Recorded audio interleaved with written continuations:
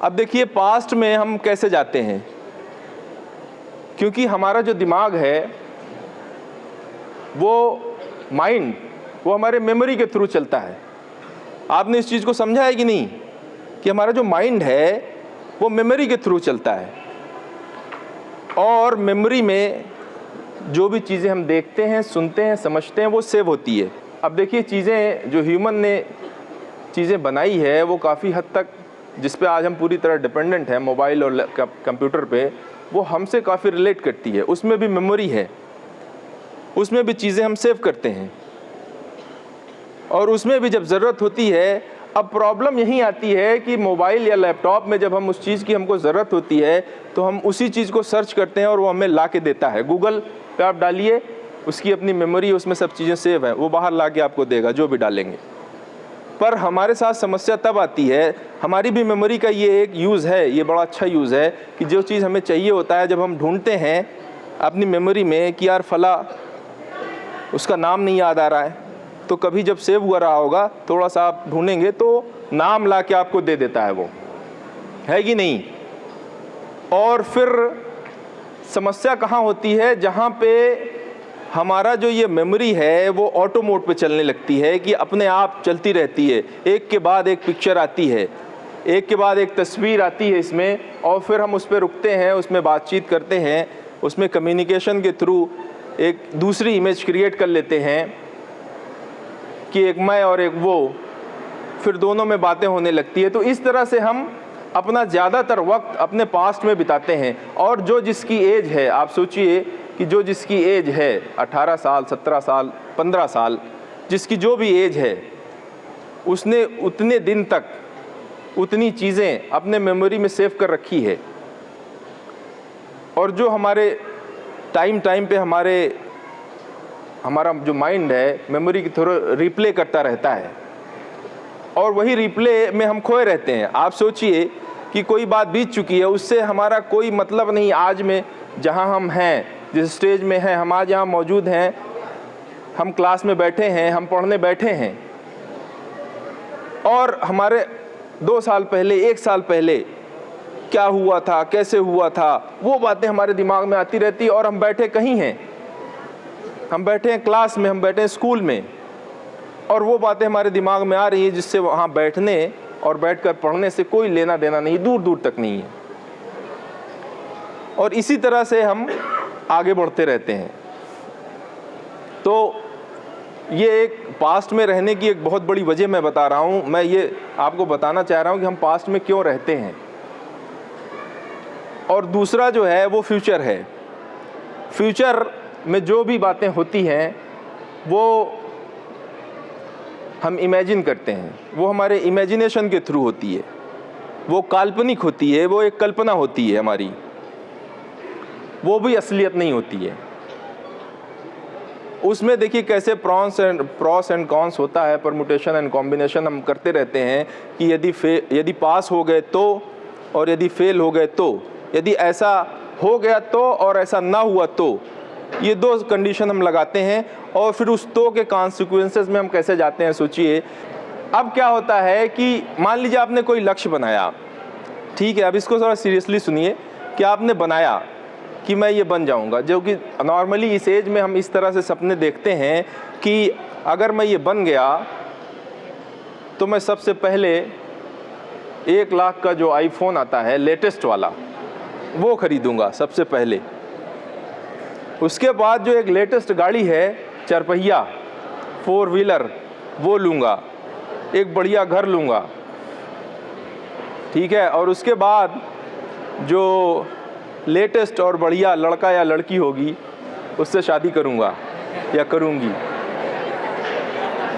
मेरा लेटेस्ट से मतलब है खूबसूरती से, वहाँ लेटेस्ट नहीं चलता ना, वहाँ खूबसूरती चलती है। तो इस तरह से हम सपने देखते हैं और खूब देखते हैं। अब देखिए ये इमेजिनेशन, मैं बात कर रहा हूँ, ये इमेजिनेशन है, ठीक है, ये हमारी कल्पना है।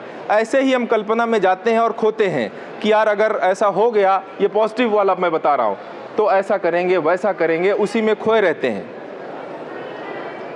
अब दूसरा जो आता है कि अगर नहीं हुआ तो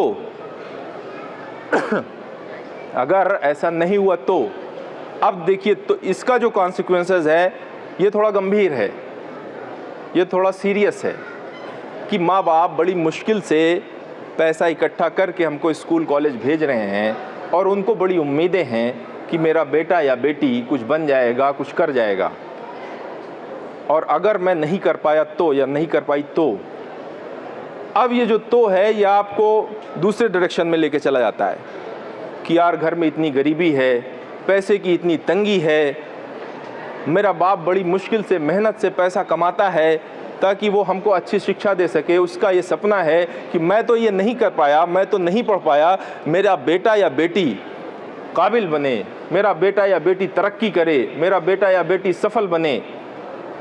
उसका ये वाकई में, और ये बहुत जेन्युइन हर माँ बाप का सपना होता है कि वो कुछ भी करेगा लेकिन अपने बेटा या बेटी को बहुत अच्छी शिक्षा देगा ताकि वो सफल बने।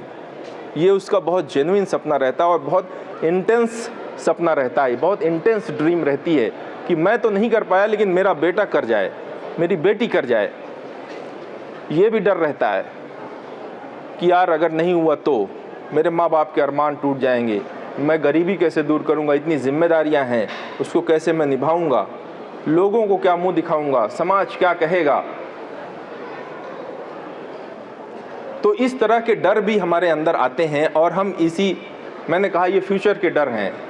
डर जितने होते हैं वो सब फ्यूचर से रिलेटेड होते हैं। ध्यान दीजिएगा आप, ये जितने डर आते हैं आपके दिमाग में, बहुत छोटी एज में डर नहीं आते हैं कैरियर को लेके, लेकिन जो 9th और अबव में ये डर आने लगता है कि अगर मैं कुछ नहीं कर पाया तो कैसे होगा। इतना कंपटीशन है कि वैकेंसी ही नहीं आती, और वैकेंसी आती है तो इतने सारे लोग, उस 100 अगर वैकेंसी आती है तो एप्लीकेशन 500-5000 आते हैं, और वैकेंसी कभी आती है कभी नहीं आती है, तो कैसे मुझे जॉब मिलेगी, कैसे मैं नौकरी कर पाऊँगा, ये डर भी आता है।